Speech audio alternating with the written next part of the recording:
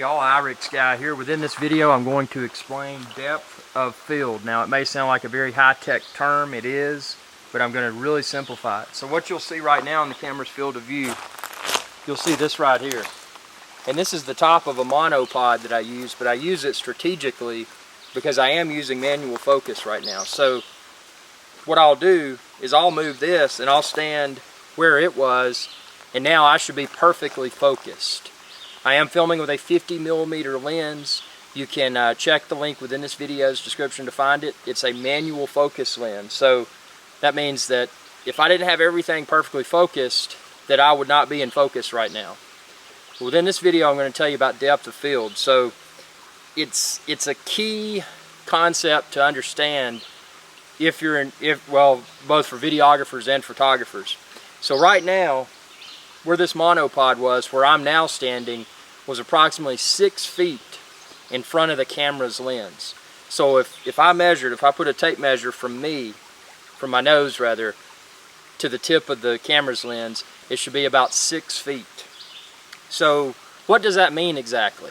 Well, you can see right now that the background of me is somewhat blurred. Now that's another component of depth of field, and it's referred to as the f-stop. So I'm at an f2, 2.0.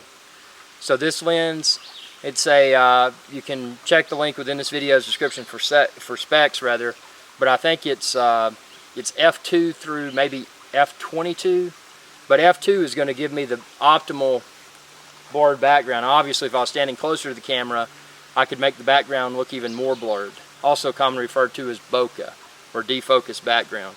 I keep looking at my phone because I've got a viewfinder on my phone.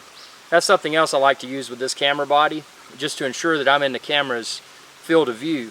And right now I should be somewhat centered. There's a tree over there, and you know, my monopod that I moved is right there, but it's about the same distance as it was before, so it's about 6 feet from the camera's lens also. Now, what you may want to do is utilize an app, and you can see the screenshot for me, and this is a depth of field app, and I've included a link to it within this video's description. This app is really cool because you can select your camera. In my case, I'm using Sony Alpha A7R II. I'm using a 50mm lens. I'm using f2, as we mentioned earlier, and I am 6 feet from the camera's lens. So what this means is that I have an approximate 0.51, just a hair over a half foot, that I could move closer or further back from the camera and still should be optimally focused. So to demonstrate that, what I'm going to do now is slowly step backwards, and as I do, you'll notice that my focus is not as perfect as it was previously when I stood exactly where the monopod was. So let's watch me step back here, and you can see how I'll go out of focus. And I'm watching this on my app here in real time, so I can see it as well. But you'll notice as I go further back, I'm getting more and more out of focus. And the reason being is that now I become part of the background. I'm out of the, what we were talking about earlier, depth of field. I'm not in that area, but watch as I come back. Come back slowly, you're going to start to see me become better and better focused. And if I get right back where I was, which was about right here, and I know that because I marked it with my feet, and I've also still got the monopod right beside me. Right now I'm about 6 feet from the tip of the camera's lens. So with that being the case, I should be optimally focused again. The same thing if I walk forward. Watch this. As I get closer to the camera, you're going to notice that I start to go out of focus.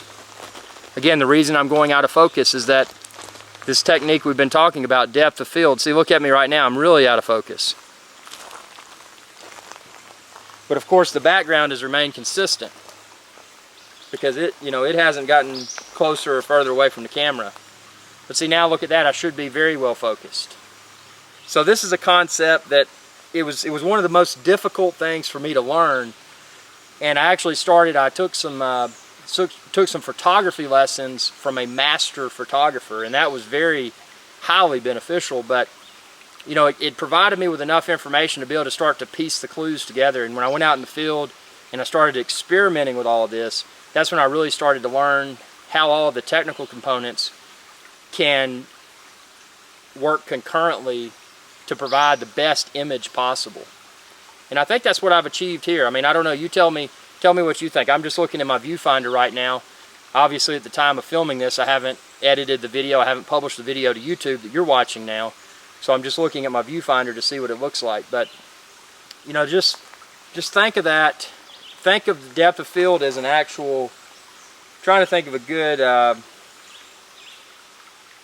analogy here. Okay, think about train tracks. If you're going to the subway, and you know there's the place where you wait, the concrete, and then there's a gap between the tracks and the train. And that's actually a bad example because it sounds kind of unsafe.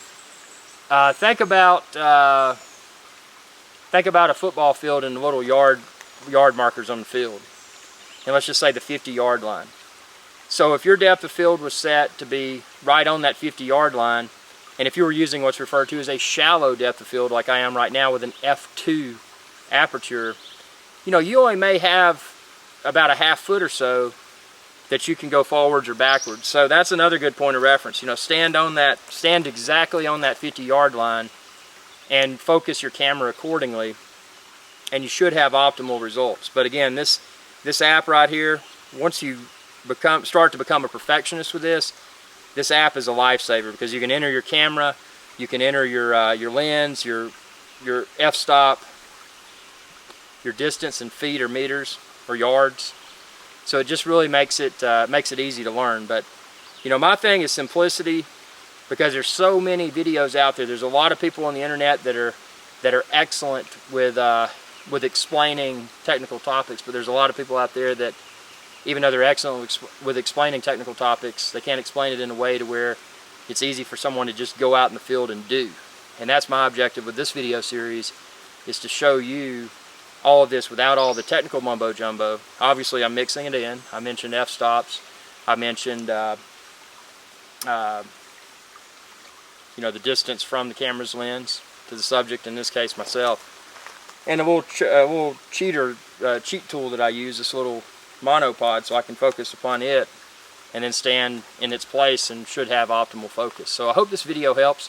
Again, check the link within this video's description. You can find the app that I was flashing up to show the depth of field, you know, how much space one has to move forwards or backwards, and also the lens and the camera body, monopod and other tripod, and a ton of other accessories that I use. Feel free to follow me on Facebook also, facebook.com/iRickSky. Thanks for watching, and y'all have a good day. Hey y'all, iRickSky here. If you enjoyed this video, please be sure to subscribe, like, and share. It's viewers like you that enable my channel to continue to grow. Thank you.